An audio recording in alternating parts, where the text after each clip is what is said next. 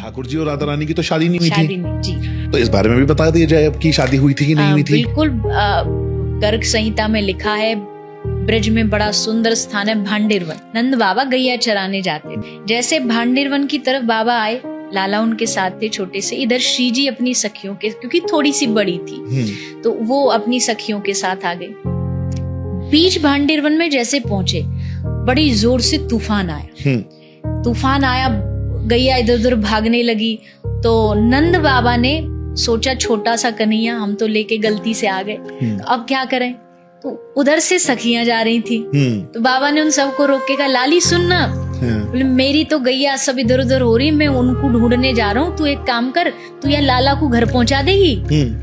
सखी तो यही चाहती थी, मौका चाहती थी। बोले हाँ बाबा हम पहुंचा देंगे, लाओ।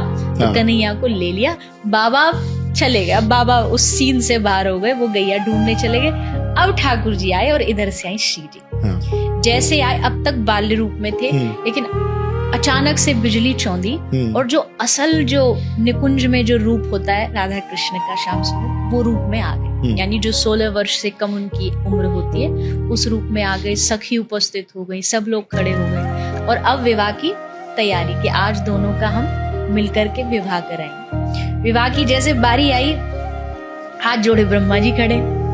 आप काहे को? हम पंडित।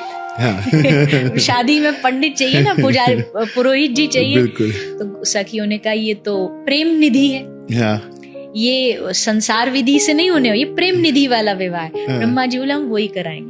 ललिता बोली एक ही शर्त पे आज्ञा मिलेगी, जैसे हम कहेंगी वैसे शादी होगी। या तुम्हारे मंत्र नहीं चलेंगे, या हमारी मर्जी से चलेगा, या प्रेम निधि से चलेगा। तो ब्रह्मा जी बेचारे डरते डरते हाथ जोड़ करके बैठ गए। वहां दोनों विराजमान हुए, लगाया गया चौकी और वहां बैठ के तब दोनों का गठबंधन किया गया।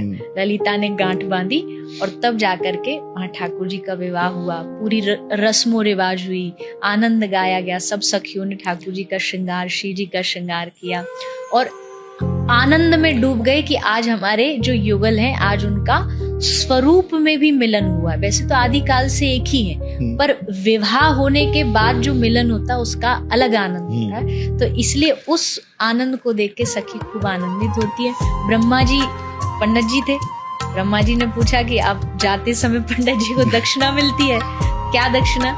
सखी ने कहा तुमको दोनों युगल का प्रेम मिल जाए।